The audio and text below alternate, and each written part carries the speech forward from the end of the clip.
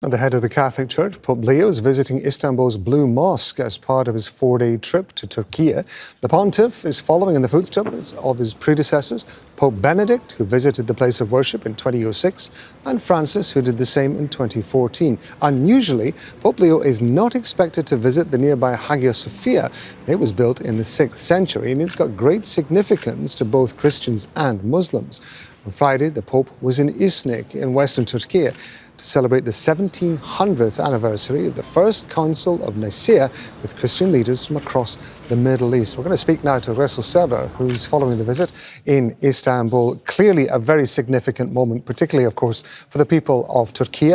But there are some interesting deviations or changes from the normal route that the Pope is planning to make. Indeed, so we are expecting in minutes Pope Leo to arrive here in Sultanahmet Mosque, right behind me, or as it's known globally, the Blue Mosque.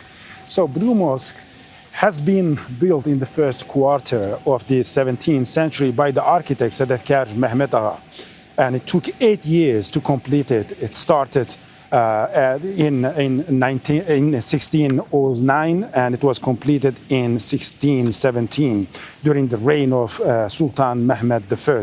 And since then, it has been a monumental mosque in the Islamic world, in the Ottoman Empire, and now in the modern-day Turkish Republic, and still up until today, each year, millions of tourists, they visit this historic site here. But right across it, in less than a kilometer away, is Hagia Sophia.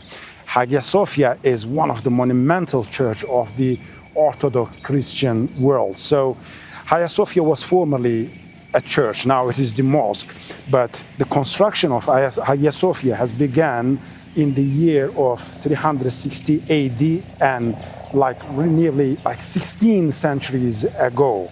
The construction was completed in 537. It took 200 years to build this monument here. And when it was completed, it has the world's largest interior space up until that time, and it has been the most significant church in the Eastern Roman Empire. It was the center of the Constantinople and the Byzantine Empire. Then when the Ottomans have conquered this city, Istanbul, in 1453, so it has been turned into a mosque. And since then, it has been used as a mosque up until 1934. At 1934, the Turkish parliament, back then during the era of Mustafa Kemal Atatürk, the founder of the modern Turkish Republic, this church, later the mosque, has been turned into a museum. And for 85 years, it remained as a museum. In 2020, now the ruling party and the president of the country, Recep Tayyip Erdogan, they have decided to turn it back into a mosque. And now it's a mosque. So Pontiff, Pope Leo, is not expected to visit that monument today. So the reason is not clear, whether it was not, the government was not willing to do that, or whether the Pope, the head of the Catholic Church, just did not want to visit a building that was formerly church and then turned into mosque. It's unknown. However, he's expected to be here in minutes and visit Sultanahmet Mosque right across Hagia Sophia. And later today, he's going to visit another Orthodox church, but the peak for today is expected that he's going to meet the Patriarch Bartolomeo, the head of the Eastern Church, Orthodox Church in Istanbul, and they're expected to release a joint declaration further emphasizing the unity between these two churches, between these two major sects of the Christianity, Catholicism and Orthodoxy. By this, they are aiming to bridge the gap between the churches. Yesterday, we have seen them, both leaders, both men were in Nicaea, and they were attending the commemoration of the 1700th anniversary of the First Council of Nicaea. So that is expected to be quite a monumental moment. We have seen earlier as well, formerly, many of the popes, when they visit in Turkey, they have met the head of the Orthodox Church, but this is quite special because they say that Pope Leo particularly want to bridge the gap between these two major sects of the Christianity. And so then tomorrow, we're expecting Pope Leo to leave Turkey and fly to Lebanon.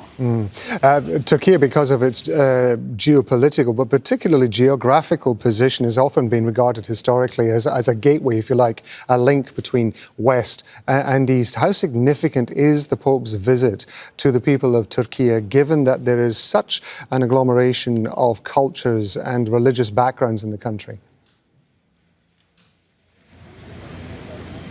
Indeed, Pope Leo, when he was in Ankara, meeting President Erdogan at the presidential palace and then delivering a speech in the National Library, that was one of the focuses of his speech, particularly saying that his visit to Turkey is closely related to the origins of the Christianity, and also mentioning Turkey's specific role bridging East to West, linking East to West, and also Christianity, the Judaism and Islam as well. However, it is quite unique here that now Pope Leo's first international destination, first overseas visit is happening in a Muslim majority country. So here the analysts are saying that there is a deliberate strategy between that. So it is not just a random choice. So he decided to come here for a couple of the reasons. So first,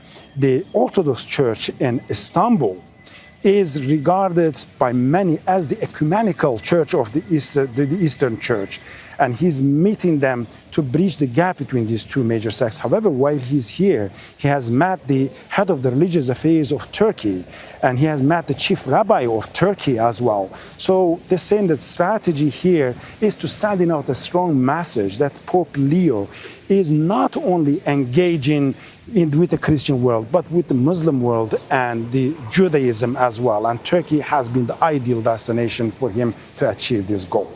Resul Serdar there in Istanbul. Resul, thank you very much indeed. Don't miss out and get the full picture. Subscribe to Al Jazeera for reliable news and expert insights. Like, share, stay ahead.